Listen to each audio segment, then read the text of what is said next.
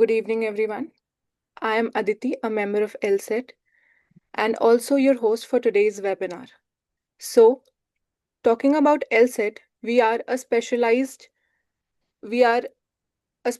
training institute that focuses on animal care and management. LSeT currently offers two programs, Diploma in Animal Care and Management and the Animal Care Bootcamp, which whose upcoming batches are in July. For further details, you can contact on the numbers given below. So, the topic for today's webinar is Avian Propagation Center, and we are incredibly honored to have Ms. Jessica Thule with us, who is a specialized senior wildlife care specialist at the San Diego Zoo Avian Propagation Center. She has a strong background with a degree in ecology and evolutionary biology and a specialization in exotic animal training. She has been a part of zoo since 2007 and has raised over 200 bird species. Ma'am has also worked on field projects in Australia and Peru and has been teaching at the Avian Incubation Workshop around the world since 2008. She has also written 5 research papers on topics like birds of paradise, predator behavior, and egg care. Ma'am has also contributed to the conservation efforts for endangered birds in Galapagos and Hawaii Islands. So, without any further ado, I would like to hand over the virtual stage to Ms. Jessica to enlighten us with her knowledge. Over to you, ma'am. All right, thank you. Let me share my screen here so we can um,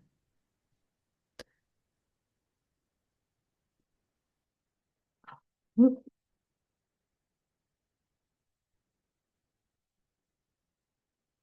Okay. As she said, my name is Jessica Thule. I'm a senior wildlife care specialist at the Avian Propagation Center, which is located at the San Diego Zoo. For the purposes of ease, we usually refer to the Avian Propagation Center as APC. So if you hear me say that a lot throughout this talk, that's what I'm referring to. It's my department.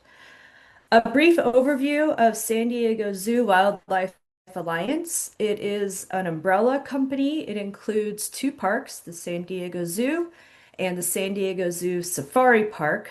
It also includes conservation stations throughout the world, a research laboratory, two wildlife care hospitals, and much more. So to start, the San Diego Zoo Safari Park, which is not the location where I work, but we are affiliated. It was opened in 1972. It was designed to be a large facility for the reproduction of endangered species. It is much larger than the zoo, and much of the space at the safari park is actually not open to the public. It is reserved for conservation of native wildlife. There are also several conservation projects that are ongoing throughout the park that also are not available for public viewing. These include projects like the California Condor Recovery, Cheetah Breeding Center, and also Przewalski's horse. The safari park is best known in recent times for its work with endangered rhinos, especially the northern white rhino. And it is currently the only facility that I know of that houses a platypus outside of Australia. This is the guest map that visitors get when they visit the safari park. You can see it's quite spread out. The safari park is best known for its areas known as the plains. It's big fields where animals are allowed to roam freely and interact as they would in the wild. It presents a very unique set of challenges for keepers and wildlife care specialists that work with those animals. Again, it's not my institution and not the focus of this talk, but if you are ever out this side of the world, I highly recommend going to check it out. The San Diego Zoo, which is where I work, is quite a bit smaller. We're only 100 acres. We are landlocked. We don't have any room to expand because we are in the middle of downtown San Diego. We opened in 1916. And you can see our number of animals. It's hovering around 650 different species. We do have a large plant collection, as does the safari park. We have horticulture departments in both facilities. The zoo receives over 5 million visitors a year on average. I think last year we got close to 6 million. We might have even gone over. And the San Diego Zoo is predominantly known for housing giant pandas. We just recently got a pair of giant pandas back. It was a very big deal. We got them from the Chinese government, and they're very, very popular with the public. This is a map of the San Diego Zoo as it currently stands. Uh, you could see it's got a lot more classic type exhibits compared to the safari park.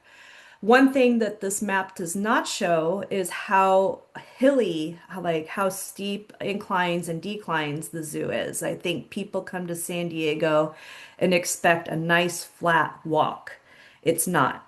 It can be quite tedious to get up and down the hills of the zoo. We do have buses that travel along designated routes throughout the zoo. We also have sky trams that will transport people from one side of the zoo to the other. And we also have an elevator in the middle of the zoo to help get people up the largest hill. But since my main focus is birds, I did highlight all the bird sections in the zoo. And you could see they're kind of intermingled throughout. And the way San Diego Zoo wildlife care specialists are divided is we have different sections or areas, and bird keepers or bird wildlife care specialists only take care of the birds in that area. So we are divided taxonomically within a geographic region. So I wouldn't go out to, let's say, one of our areas known as the polar string and take care of the polar bears. But I could go out to that area and take care of the diving ducks and the cardinals and some of the big raptors or birds of prey that we have in that section. My area specifically, the Avian Propagation Center, is actually behind the scenes. And it's kind of where that star is. We don't have a lot of behind the scenes areas at the zoo, places that are not accessible to public, but APC is one of those special places. And this is kind of the main entrance. It looks a lot like a prison, is what we've been told. It's not the most welcoming, but it is a very magical place. I definitely consider it my home. I have been there for almost 18 years now. As I mentioned, there is no public access to this area. It was built and established in 1980. It's divided into three areas. So there are two breeding sections, which I will briefly discuss, and then one incubation and hand rearing area, which is where I work.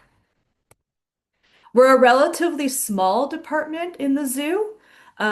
Keep in mind the zoo employs several hundred wildlife care specialists every year. So my department is one of the smaller departments. We have a supervisor, a wildlife care lead, 8 full-time wildlife care specialists, including myself, 3 full-time wildlife care associates, which are people that kind of run assistance to the wildlife care specialist. And then we get a seasonal specialist during the summer and spring months when we have a lot of baby birds. So the first section that I'll cover just quickly is what we call APC2. It is one of our breeding strings. You can see here some of the variety of birds that we work with in there. These are all pictures from birds at the zoo. Um, we split this area up into two sections. Before I go over that, People often ask what a lot of these species are. Quickly on the upper left-hand side, and then moving across to the right is a violet-backed starling. Next is a chestnut-breasted malcoa, African pygmy falcon, Malayan long-tailed parakeet. And then on the second row, that's a St. Vincent Amazon. There's a cardinal lory and a red and blue lory, and then blue crown lorikeet flock. The area, as I mentioned, is divided into two different sections. So there's what we refer to as the pad. It is a series of row enclosures or habitats.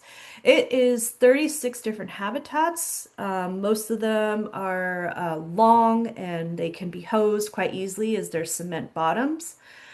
And it's primarily lories and lorikeets at this time. It has changed over the years. We have housed large species of cockatoos. We have some passerines like finchbills. But it has mostly been parrots in my time being at APC. The roof is named because it is a series of habitats that's actually placed on the roof of a building above where I work in the brooder room and incubation area. There are 18 habitats up there. It's a wider variety of species usually, including birds like you see in this picture on the bottom right. That's an immature superb bird of paradise.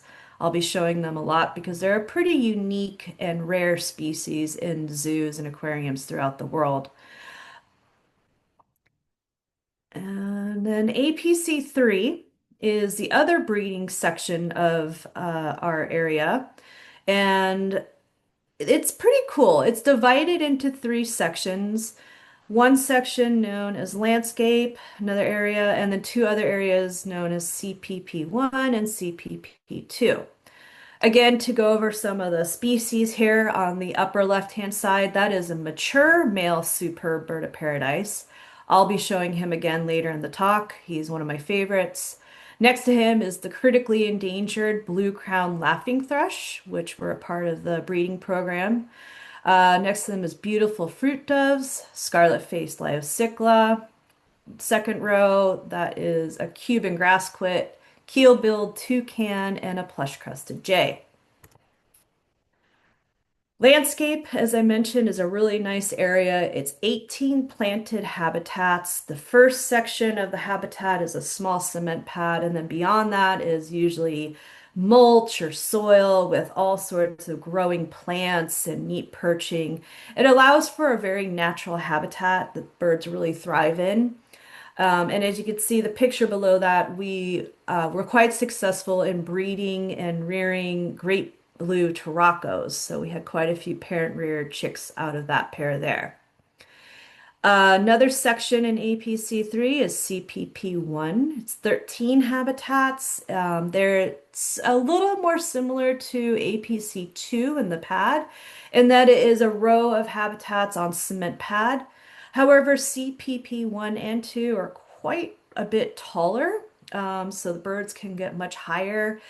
It makes it a little more challenging as a keeper to maintain and observe the birds in those areas, but it's definitely a place where the birds seem to enjoy. And then last for APC3, we have CPP2, which is 9 habitats. And you see the red-crested finch below, which we just started breeding last year. And I was told by the keeper we were the first zoo to actually breed that species in a zoological setting. And I mentioned the superb bird of paradise. One of the cool things about our job is that we do get to see neat moments like this that you often only see on specials with David Attenborough. So to set this up, this is a mature male, and this is a GoPro that a keeper set up in the habitat. The female is now inside the male's habitat, and she's on the camera that we're looking out of. So the camera will bounce a little bit throughout this video. It's because the female's getting very excited, and you'll see why in a moment.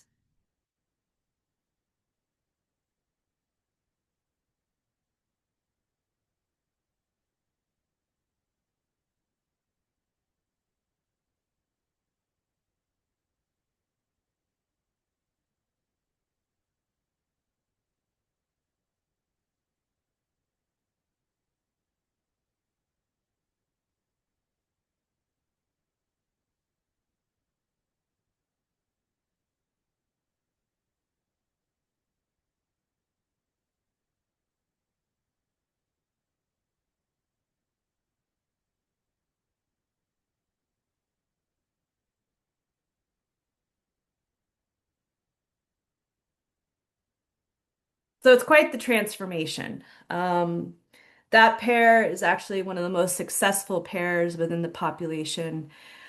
It's a population I actually maintain as the stud book coordinator. Unfortunately, they are not doing so well within zoological settings. There's only 16 left in zoos throughout the world. In spite of our best efforts to breed them, we had a small base to start with genetically. And there's really not a lot of information about how they're doing in their native habitat of Papua New Guinea. Now, my area, APC1, we are primarily the caretakers for artificial incubation and hand rearing of chicks. And as I mentioned before, I've been there for about 18 years now. And in those 18 years, I've had the honor and privilege of raising close to 200 species of birds. And when I say species, I'm talking about everything ranging from hummingbirds to harpy eagles. And you could see a small gathering of some of the species that I have had the fun honor of raising. And a lot of people look at these and go, well, what are they? Well, here's what they change into once they grow up. I'm not going to go over each and every one of these species, but you could see how significantly they change over time. Um, and it really is such an interesting job to watch the change from these little gray lumps to beautiful birds. APC1 is primarily two separate buildings. We have our first building is incubation, where we house our incubators. It was the home of the first captive California condor hatch back in the early 1980s. We currently have 18 incubators, three hatchers. It is the section where we process all of our eggs. Now, we keep track of all bird eggs laid at the zoo. That does not mean that we get every egg. And as much as we have an entire department designated to incubating eggs and raising chicks, we really try to promote parent rearing as much as possible. It eases the staffing needs, the labor needs, and it's also usually best for the birds. However, that's not always the situation. There are times where we know that the parents will not sit on an egg or that they have other birds in their habitat that will try to eat the egg, or if they sit on the egg, they may feed the wrong food to a chick. Or if the chick is in a giant habitat, when it comes time to fledge, it might fledge into a pool. So these are the times where we have to intervene and try to set things up for success for the chicks and the species. There are other times where our management decides that we need to increase numbers of a specific species of bird. So we'll pull the eggs for artificial incubation and rear the chicks, knowing that the parents are going to lay more eggs. It's called recycling, or some people call it reclutching. It's quite common. Um, and it's where we get a lot of our birds. So the incubators, as I mentioned, we have quite a few, 18. Most of our eggs are set between very specific incubation temperatures of 37.22 to 38.05 degrees Celsius. But if you've not worked with eggs, eggs lose, well, bird eggs, I should say, bird eggs lose weight or mass throughout incubation. And this is through their respiration across the air shell. If they lose too much weight, the chick inside the embryo, or the embryo inside the egg, will come out dehydrated or not hatch.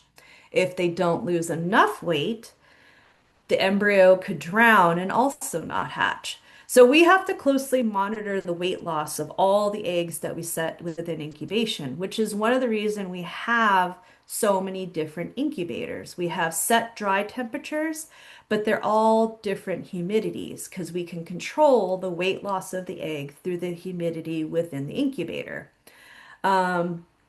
So it's one of the reasons we have so many machines because we work with such a large variety of species and they all have different demands.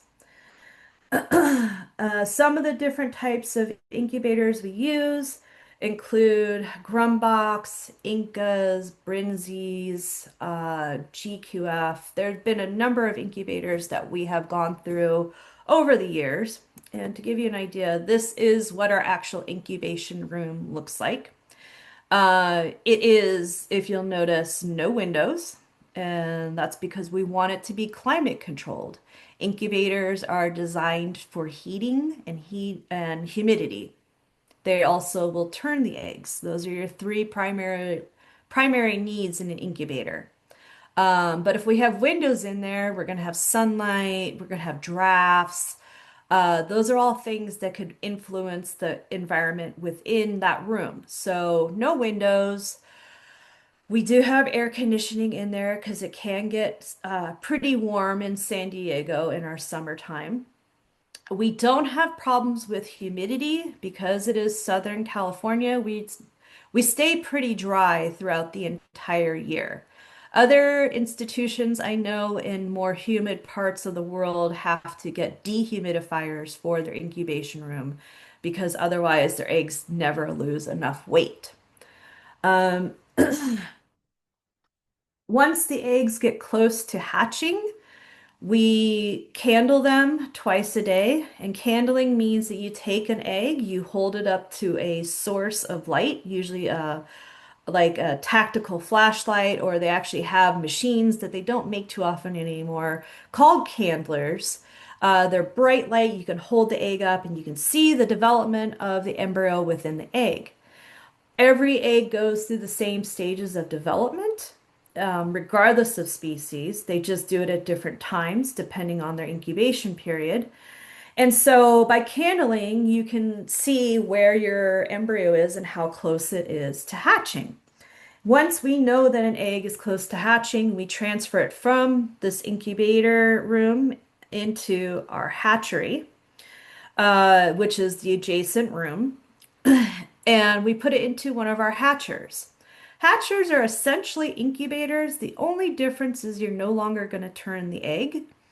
The humidity is usually a little bit higher than what you set the egg at inside an incubator, and the temperature is usually about half a degree less. We have several types of hatchers. If you look into the center, that kind of yellowish looking box, that's a Grumbach. That is the same as the incubators in the other room. We just turn the turners off. Actually, they don't work anymore, so we don't have to worry about it. But that's our hatcher that we use for most of our eggs. The blue square in there, that is what's called a Rolex. It's the model of incubator or hatcher. That one we use primarily for ducks and partridges. So birds that hatch out precocial. So birds that hatch out with down and eyes open and they're ready to run around. It's a little bit better built for that type of bird so that when they come out, there's no hazards for them to get caught on. And then I have an arrow pointing to a very old machine. It predates me. It's called a humid air. It's wooden. They went out of business sometime, I believe, in the early 1980s. It's kind of a relic that we've held on to at APC throughout the years. We actually moved it out and officially retired it earlier this year. On the right side of that screen, you can see in the foreground that kind of blue finger pointing looking thing. That is our candler. That's what we use to look inside the eggs to see the development of the embryo. And then you can see a keyboard because this is where we do all of our data input for our eggs. As I mentioned, we don't set every single egg that is laid at the zoo, but we track them and we keep a log of every egg laid by every bird at the zoo. And that log usually comes out to about 3,000 plus eggs. For the eggs that we do set, we keep records of development. As I mentioned before, we track weight loss. So we do a lot of data input within our department. And Again, I mentioned the size variation we have in our eggs. As you can see on the left, that is a beautiful sunbird egg. It weighed 1 gram. That's it. And when it hatched, the chick weighed 0.64 grams. And we raised it. At adult weight, they only weigh about 10 to 12 grams. So we deal with the very, very small and the very, very large. And then on the right, if everything goes well and you've maintained your weight loss, I'm going to turn down the volume on this because we're talking. You get this. This is a Guam kingfisher. They are a species that until recently was completely extinct in the wild. They have started a reintroduction process. And so this hatch was very significant to us. And there's a happy, healthy baby chick of a kingfisher. And for size reference, I believe they hatch out somewhere around 5 to 7 grams. I could be wrong on that, but small, but definitely not the smallest that we deal with at APC. And you can even see his egg tooth on the beak there, that little white spot. That's what helps him break out of the egg. We'll usually leave them in there after they hatch for 4 to 6 hours to dry out. Hatching is a very tedious process, so we want them to rest before we transfer them over to our brooder room. This is across the hall from incubation. This is our main hub of where we work. It's one room, but as you can see in this drawing, and I'll show you a picture, it's kind of divided into different sections based on the chick's needs for diet and housing. So we have the left side of the room is our meat-eating birds. And when you hear meat eating, you think, okay, this must be all the birds of prey, penguins, stuff like that. It's actually partially true. We do feed meat to a lot of our birds that you wouldn't necessarily consider meat eating, and may not be technically meat eating in the wild, but we have found that they have certain protein requirements when growing. And so we do feed pinky mice chopped up to some species that probably wouldn't get in the wild, but it works really well for the purposes of rearing our birds here. And then on the right, we have non-meat eating, which is usually our parrots, pigeons, doves, things like that. We have a food prep area, our own sink, dishwasher, laundry. And then on the bottom are a series of habitats where we can have the chicks learn to fledge. Those open up outside so that when the birds do start flying or running or whatever means of mobility they use, we can open up the door and they can learn to hone those skills. And here's a picture of the room. This is what I consider my second home. I've been here a very long time. As I mentioned, it was built in 1980, so it is a little bit outdated, but still very, very functional for the purposes of what we do. So you see on the left the wiring, that is those habitats where the chicks can fledge. On the right, on the counter, you see those white boxes. Those are the brooders where we raise the chicks. Those are the main machines. They're called animal intensive care units. It was made by a company called Lion Electric that unfortunately went out of business in 2019. So we have maintained our machines very meticulously. We've learned to replace some of the parts because as you will experience as you become a keeper or you've already become one, being in the animal field means wearing a lot of different hats. You learn to feed your animals, clean your animals, do data input. Sometimes you dabble in electronics for your machines. You learn a lot of different skills in this field, which is one of the reasons I really, really enjoy it because it's never, ever boring. So to show you some of the chicks that we raise, this is a video of a young flamingo that we hand reared. These birds we were using for ambassadors, so we wanted them used to people. And you can see this is a technique we use a syringe there. It's filled with an egg formula that we make daily. It is high in protein but liquid, and you can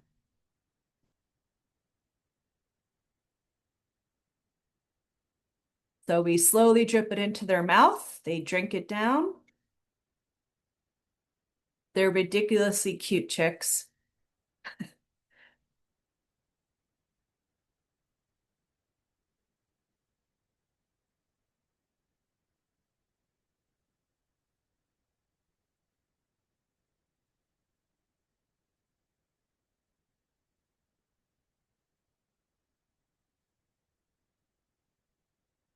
And now he's all done. Oh. Another technique that we use for feeding birds is forceps feeding. So this bird on the right there is a crested cua. If you'll notice, it has really strange markings in its mouth. Kuas and cuckoos are really unique in that they all have these targets, as we call them. They have two on the top of their mouth, one on each side, and then their tongue has a unique marking also. Um, Nobody's quite sure why they have that. They think it's so that the parents know where to put the food.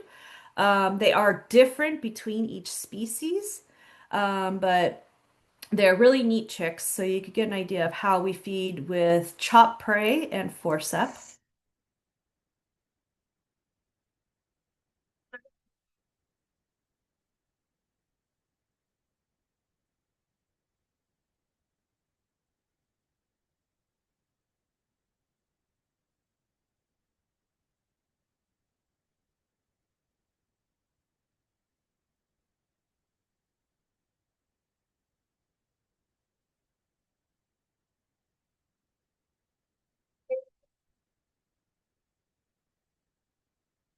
Now you'll notice that the keeper on this video is feeding off of a scale and watching those numbers very closely. That's because at the beginning of every day, we weigh every single chick in that room and then we put their weights into spreadsheets on Excel.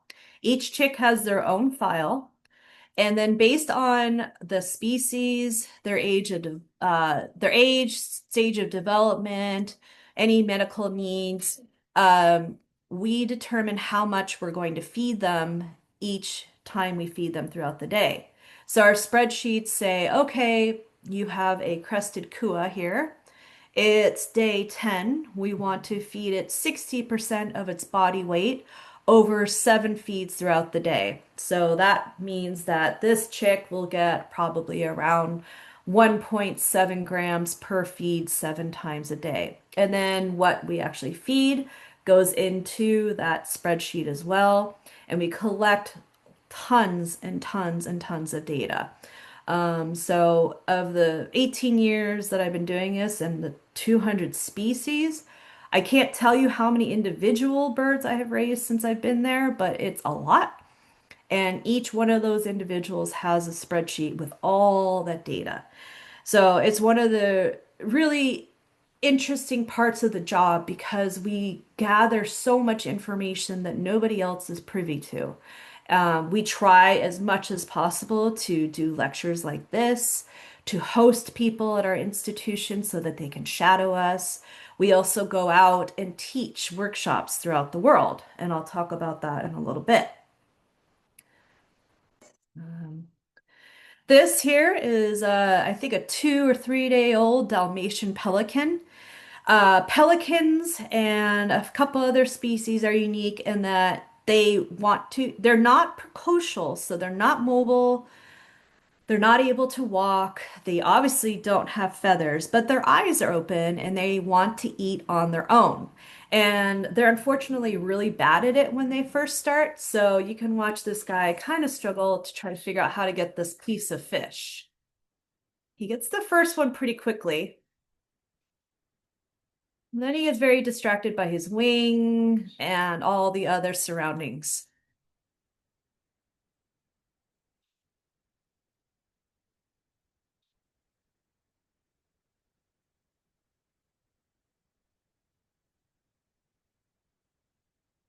Other wing.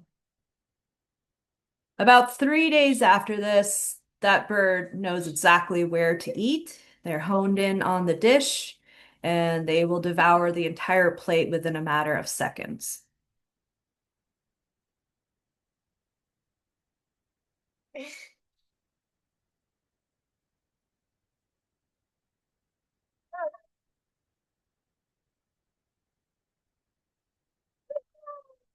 And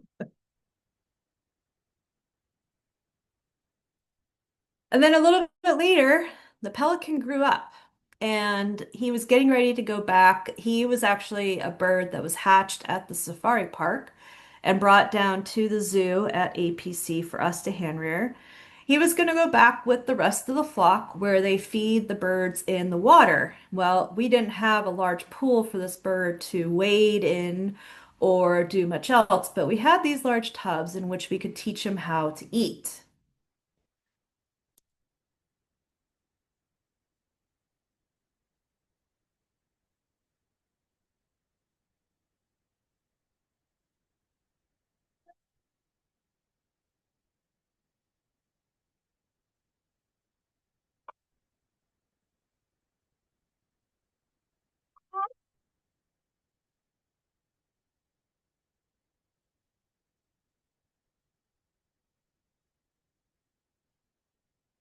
You can see still not totally coordinated with that bill, and the pool is a little hard to maneuver with a beak of that size.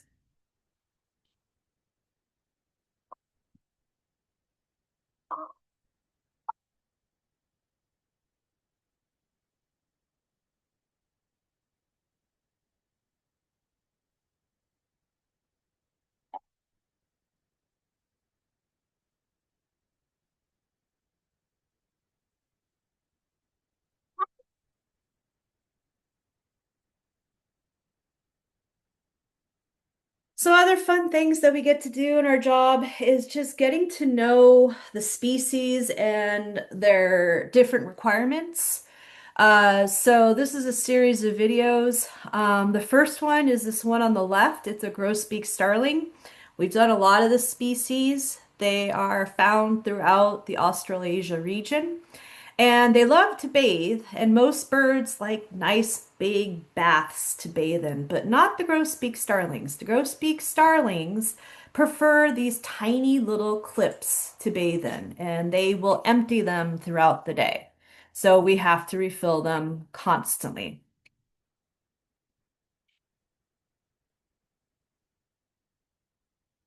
Another thing we have to do when we're raising flamingos.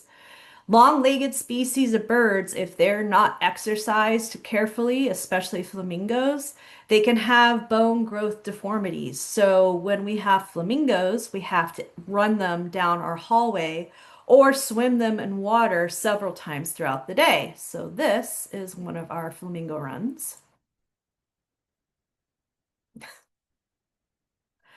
Really quick one, but and then on the far right is our African pygmy falcon. This is a pair that we hand raised. They were getting ready to fledge.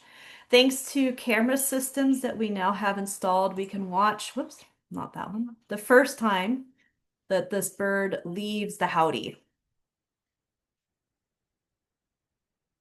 He comes out and then decides maybe it's not quite time yet and goes back in.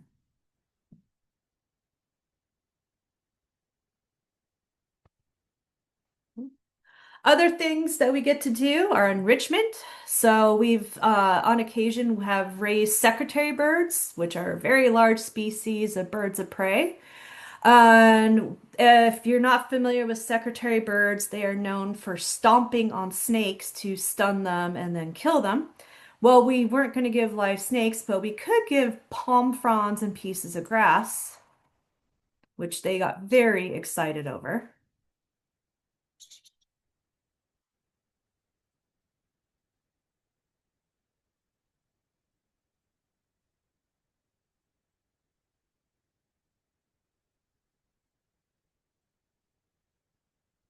And if you'll remember the superb bird of paradise male, the one that the big blue bib and the big display, well, one of his offspring several years ago showed us for what we believe is the first time the youngest ever to attempt that display.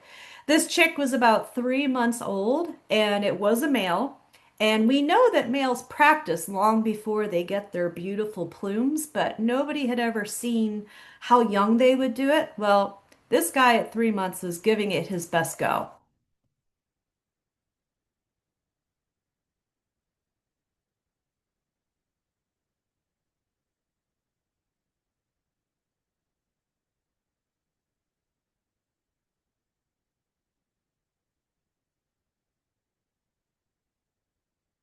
Unfortunately, he forgot about the edge of the shelf. He was fine. He could fly. No harm done.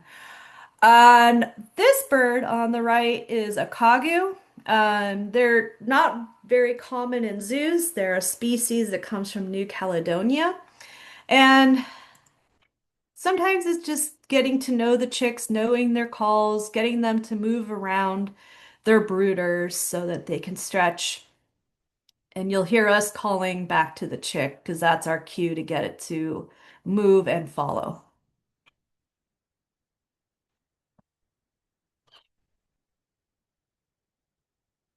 As much as we try to make birds understand that they are birds and not people, sometimes they get a little confused.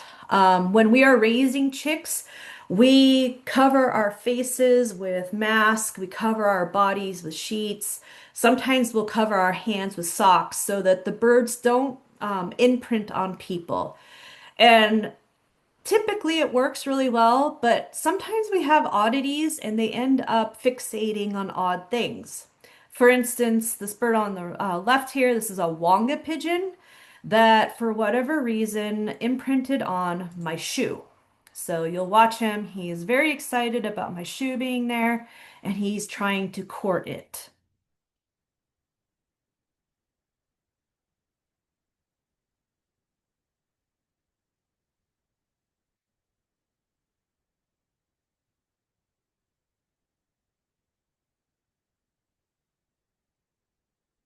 That low growl is his mating call. That's his courtship call. And then the bird on the right is a Guianan cock of the rock, um, who wasn't necessarily afraid of people, but he wasn't friendly with people. But he did have a thing for this rake, and he would try to court the rake every time he cleaned his enclosure. Whoops, not that one. There we go.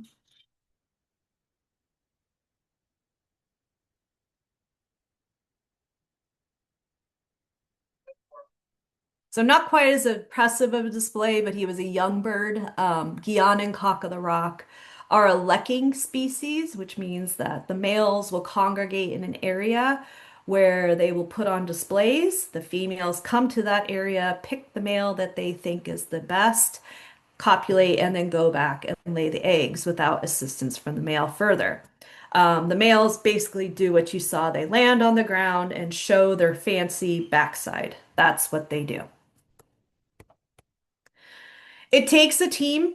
As I mentioned, my department is relatively small, but we do work collectively with a lot of other departments within the zoo. So once a year, the picture on the left, we do what we call the flamingo roundup. We have two large ponds where we house flamingos.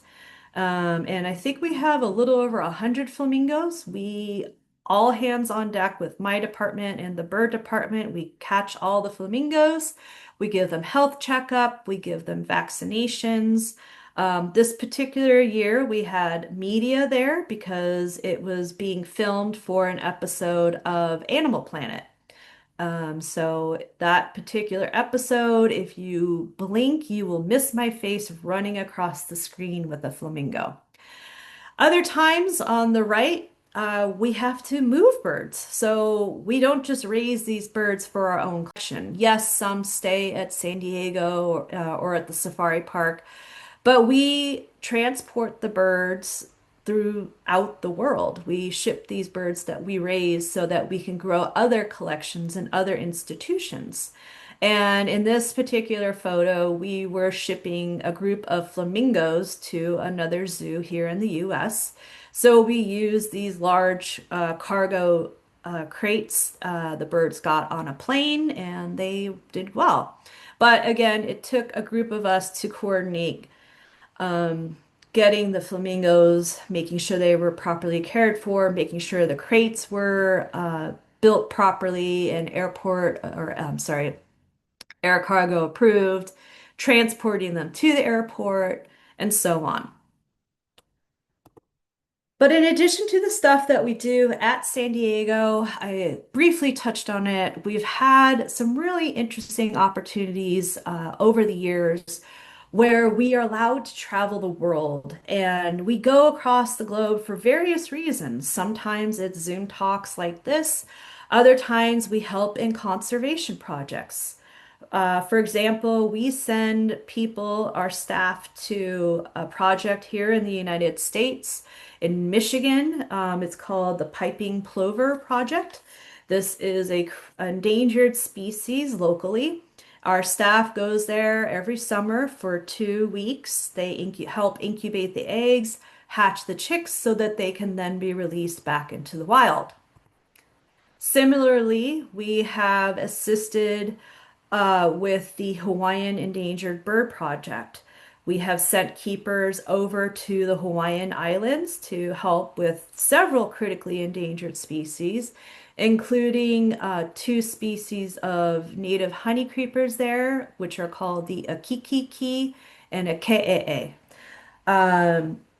I had the privilege of going there in 2018 and helping with the rearing of several of these chicks, which was a very unique and interesting experience.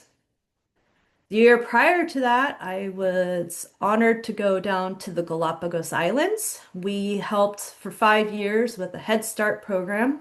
There is a species of finch down there known as the mangrove finch. They are critically endangered due to habitat loss, but primarily their loss is due to an invasive species called the Philornis fly. The Flornus fly will lay its eggs on the chicks of these mangrove finches, and then the larvae of them will literally eat the chick alive. So their population was less than 100. We went down with a team of, or a field team. The field team found the nest, collected the eggs, brought them to us on another island. We hatched the eggs, raised the chicks, then brought them back to their island to be released back into the wild.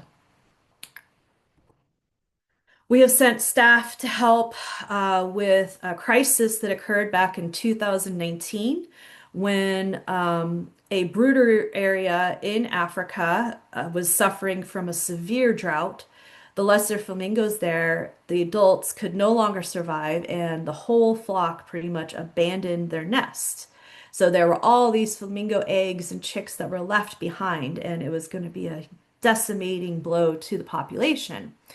Luckily, San Diego Zoo and several other zoos sent people over to incubate those eggs, hatch the chicks, and release them back into the wild.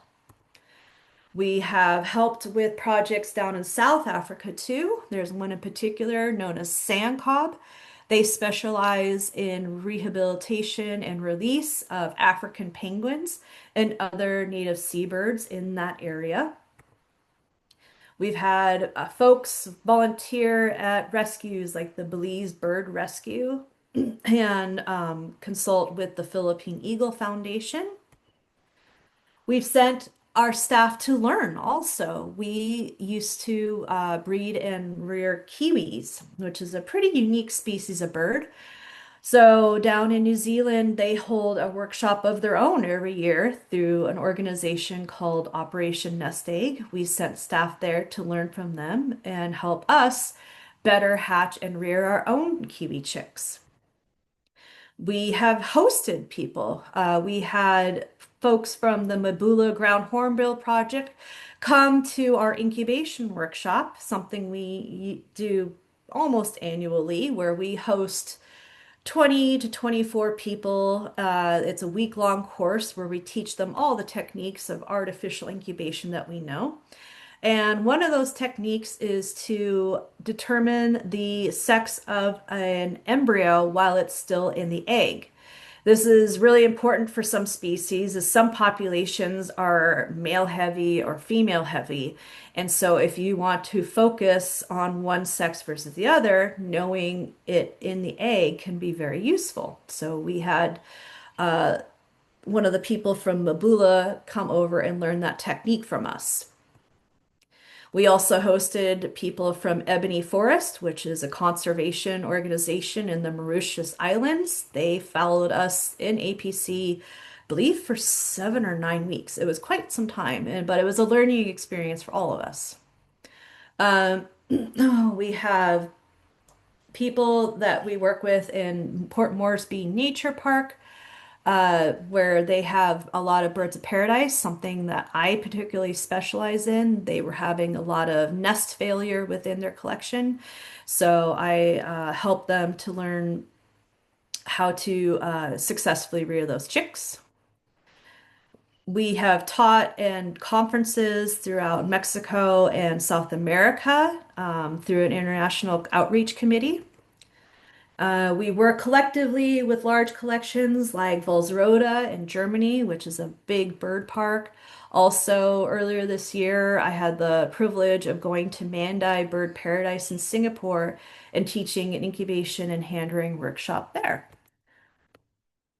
So that's the gist of APC and what I do. I'd like to thank everybody for their time and thank Life Science Education Trust for hosting this and Lubos Tomiska for asking me to do this. So I'll open it up for questions. I'll quit the screen share so that we can go So from now we there. are open to questions. Everyone feel free to unmute yourselves and ask any question. Yeah, very good morning, Jessica. It was a very good presentation. Thank you very much. Thank you. Thank you. For lorries, what's the temperature you maintain on incubator and what kind of incubator you use? For lorries, we haven't incubated those in quite some time because we have had a lot of success with parent rearing.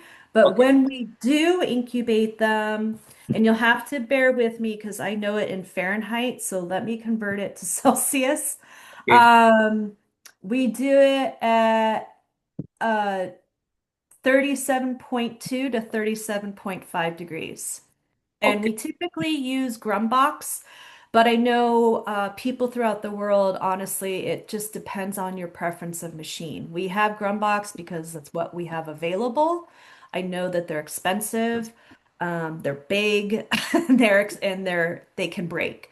But whatever's available to you and what you prefer. Thank you very much. And what's the average weight loss you maintain? It What depends on percentage? the lorries. It depends on the species. So when I say we maintain weight loss, we have different weight loss parameters for every single species of bird that we do. So I know that grosbeak starlings, we try to aim for 10 to 18%, whereas Rajiana bird of paradise, we aim for 9 to 15%. So it's a percentage of the total loss. And we just keep track of our successes for each species over time and keep modifying as we see changes. Thank you. And one more general question. Will the temperature impact on sex determination? I'm sorry, could you repeat that? It broke up a second. Sorry, what I'm asking is, do the temperature on the incubator impacts sex determination of the chick? Suppose if we keep temperature like 30, close to 38, we'll be getting more males, something like that. Is it true or? It depends. Typically, if you get things too hot, you might have higher weight loss. We're not, I've read some papers that that will happen. I've read others that if you increase humidity, you can counteract that. It's actually something I'm going to be working on a little bit in next month. I'm going to be going to a friend of mine got a machine, and we're going to play with some eggs and run an experiment on weight loss, metabolism, and respiration of eggs with different temperatures. So you can look for that paper in about a year or two. Thank you very much. Please keep us updated. I will. Thank you. Thank you. You're Everyone is welcome. requested to just fill the feedback form. The link is in the chat box. Any more questions? वो 2 minute में phone करें हाँ Any more questions? Yes, I do have a question. May I ask? आ रहे हैं hello Yes. Yeah, so the finches you were talking about, are those the same finches that Darwin talked about when explained adaptive radiation? I don't work with a lot of adaptive radiation type work. Honestly, it's been a long time since I've done anything with that kind of type of studies or anything. So I'm not going to be aptly able to answer that question. Thank you. Sorry.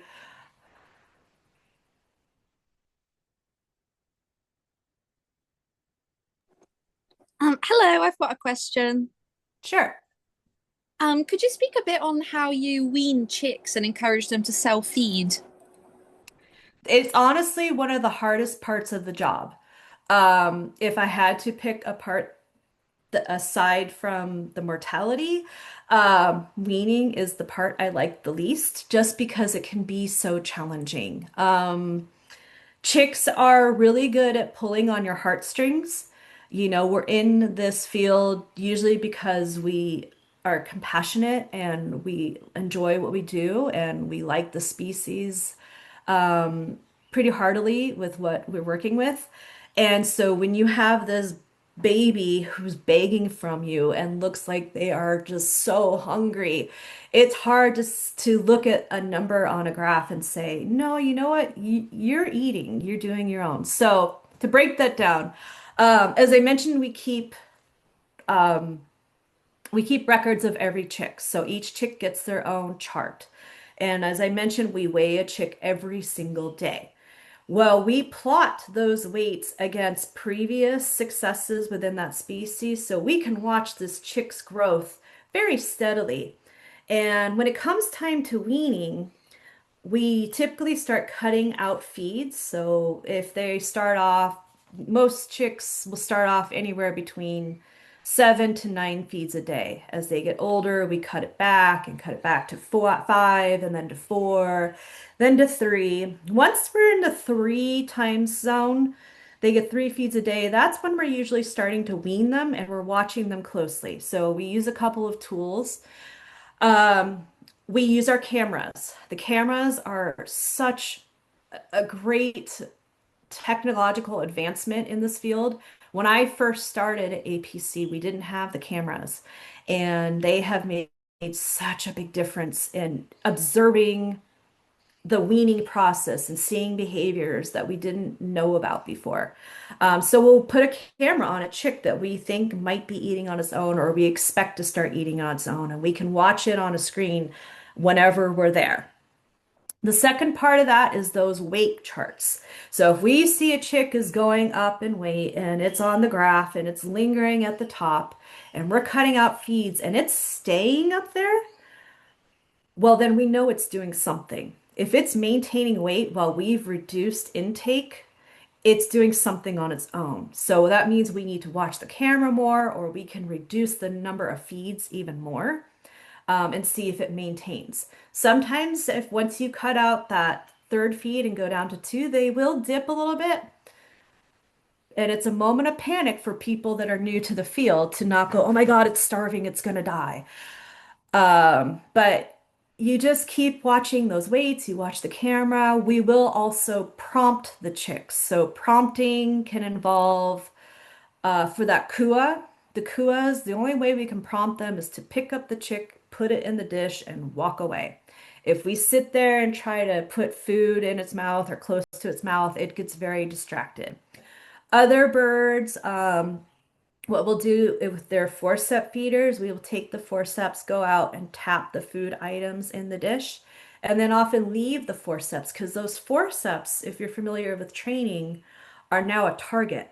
The chick knows those forceps as a target to get food. So if they follow that target, they can get food. So a little bit of training goes into the weaning process as well.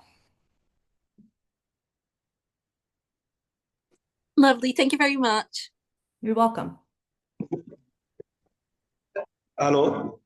Yes. Good evening, Jessica. Very nice session is there. But I have a question. In India, we are living where the crop milk is not available. When I raise a baby from eggs, from 1 to 6 days, the mortality rate is high because of food crop milk not available. We are using A19 and Shiitaka's hand feeding formula. But for that crucial 5 days, we don't have crop milks available. So what can we do? That's a tough one. There's a lot of factors that go into all those things. When we teach our workshops, we talk about some of the factors that you can look into. Mortality rates do tend to be highest that first week after hatch for almost all species. We don't consider birds successful until they reach 30 days of age, no matter what species we're working with. Um, because within those first few days, the first week especially, you're dealing with a lot of the yolk. So when the chicks hatch, they're sucking in that yolk and they're living partially off of that yolk sac inside of them, in addition to the food that you're giving. That can create a lot of problems. You do see a lot of yolk sac infections or yolk sac complications in various types of birds. So that's something I would definitely look into. Um, it could be a heat issue. It could be thickness of formula. So if you're buying a commercial product, a formula, bird formula, it'll have recommendations that'll say like, oh, feed this percent solids on day 3. We don't always go by that. We kind of write our own rule book, but that's based on our own experience. So my advice would be to kind of track your breeding pairs, track what day these birds are expiring, track your weights. The data is going to tell you a lot more. I'm a big data hound. I love data because, yes, I am here for the birds. That's what got me started on this career path. But data is what tells me the story. It tells me the behind the scenes. The birds can't speak to us. They can show us certain parts, but a lot of it is still a mystery. But the data will give you the keys sometimes. So my advice would be to try to keep track of as much as possible. Talk to other people in your area that maybe work with that species. See if there is a disease outbreak in your area. Sometimes an area gets affected with a specific disease that just goes throughout all facilities and everybody's experiencing a similar thing. Thank you. You're welcome. Do we have any more questions?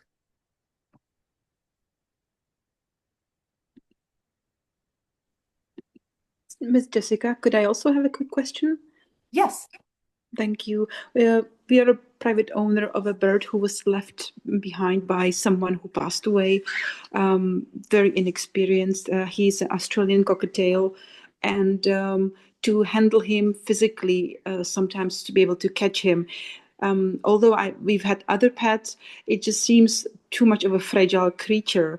Would you have any words of encouragement how to handle a smaller size of bird manually? I have 12 cockatiels here at my house. They're my own pet project. So yes, I actually breed and raise cockatiels as a hobby, as if I don't get enough birds at work. With cockatiels, I have found, and most birds of any size, you don't want to go and grab them. That's going to give them a negative experience. So if you have a closed area and he's flighted, I'm assuming, you want to give him freedom to move about as he can as long as it's safe. And he's not going to fly out a door or a window or hurt himself on a fan or a stove or anything. I found my cockatiels are really, really fond of millet spray. And over time, if you have a bird that's unsure about you, offering millet spray sometimes can build a really strong bond. It can take a while. Sometimes it's just putting the millet spray in the cage and sitting next to them so that they start to see you with that positive experience. Don't let them have the whole millet spray, but just a little bit so they build up that confidence of you being there and associating you with a positive outcome of millet. And then as things progress, you can hold the millet in your hand, have the bird come out, And you start holding your hand with the millet like this so that the bird associates your hand now and your face with that positive experience. It's a series of small progressions and building up confidence in yourself and confidence in the bird. You're welcome. If anybody has really good audio, you can hear my cockatiels screaming in the background. They're like, "Why are you not paying attention?"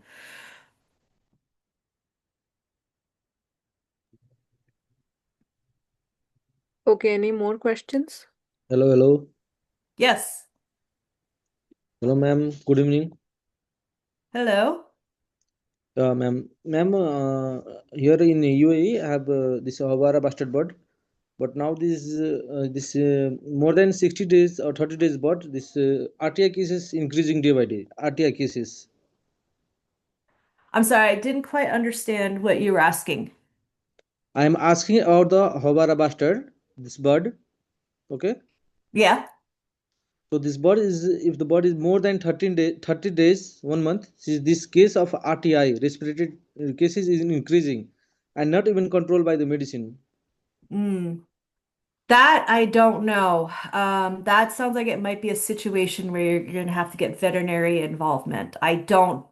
We do administer medications at APC, but it is under the guidance of the veterinarians. Throughout my time, have learned to recognize the signs of certain illnesses, and I know the typical courses of treatment. But if your bird is not reacting to that, that's something that you'll need to discuss with your veterinarian or So, medical can you staff. tell me about the any biosecurity controlling about this thing or biosecurity? We do. Biosecurity, we do every day when we go to work, we have uniforms that we have to put on. So I will go in my normal street clothes, and then we have a set of uniforms. And so we wear a fresh, clean uniform every single day. I also have shoes that I only wear at work. So I don't come back and forth between my home birds or birds out in the world and go into my department. My hands are extraordinarily wrinkled and dry because I wash them so much every single day.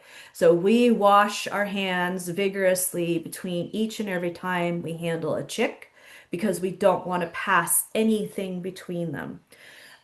We have had a couple of disease scares for biosecurity. So, avian influenza, we've gone under biosecurity with that, where we've had foot baths and designated tools for specific areas. We had a recent scare of a different disease where my area was quarantined and we had to wear caps, goggles, masks, gowns, booties, the whole biosecurity quarantine protocol. Luckily, it was a false call. The bird wasn't actually sick with a disease, but we enacted those protocols as a precaution. Okay, ma'am. Thank you, ma'am. You're welcome. Do we have any more questions?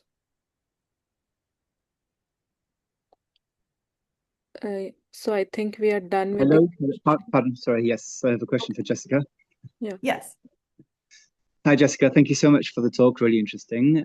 Just to ask if you are aware of any avian egg incubation and hand rearing courses. I know that apparently you guys occasionally do them once a year, and what are the parameters for acceptance or onto that course? And I remember once upon a time, I think Jersey Zoo used to do it as well, but I don't think that's run anymore. Jersey Zoo used to do it with a person, Susie Kaselke. She's still doing them. She's not doing one this year. And to my knowledge, she's not doing any abroad. She's been doing them primarily here in the US. So here's a little something. I'm going to be teaching one in New Zealand in September at Auckland Zoo. I don't know how acceptance will work. You would have to contact Auckland Zoo for that. And then it sounds like we are going to I will also be doing one in Australia the week after or 2 weeks after. I think at Currumbin Sanctuary, which is Okay. on the Gold Coast. Yeah. Again, I don't know about how to get into those. I haven't booked my flight yet, so Okay. I have dates. We're waiting to hear back from Currumbin to Okay. finalize everything, and then once that is settled, um, we will Okay. proceed from there. You have my email address on that last slide. Yeah. So if you are curious, please email me and I can put you in touch with the people that will be responsible for the registration of those workshops. Okay. After those two, I don't have anything lined up just yet, but I am working on some internationally for 2026. Okay, so 2026. Okay, well, I can look into Auckland and Currumbin. I've just come back from Australia, typically. Oh, Typical. But no, that's definitely cool. And you're not running anything from San Diego imminently or in the next the 12 months? I heard in San Diego, we are going to be doing a solely in-house one in August. So it's just going to Okay. be for our staff.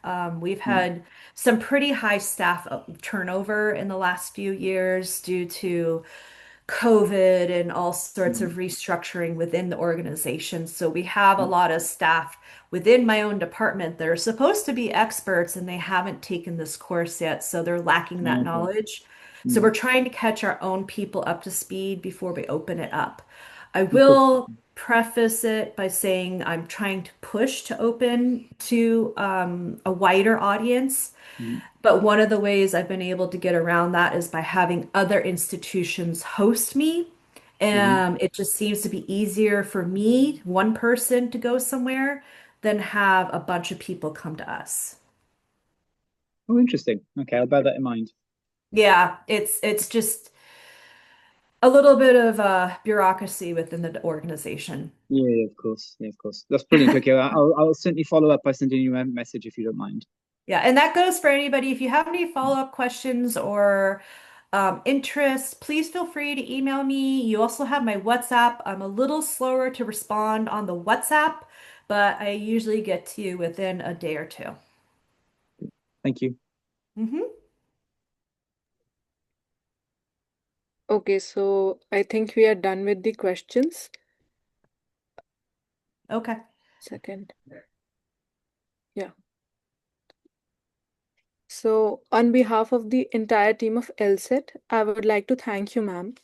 It was an honor to have you grace us with your presence today. We hope your words encourage many of us to work with the same passion and care that you bring to everything you do. Thank you so much. And again, a quick reminder for everyone, LSET is offering two programs, that is Diploma in Animal Care and Management and the Animal Care Bootcamp, which is going to start in July 2025. For any further details, you can contact on the numbers given below. Thank you everyone for joining. We look forward to see many of you take the next step in your journey with LSET. And apart from that, everyone is requested to fill the feedback form so that we can get your certificates issued. Thank you so much. Thank you, Thank ma'am. you, everyone. Thank you.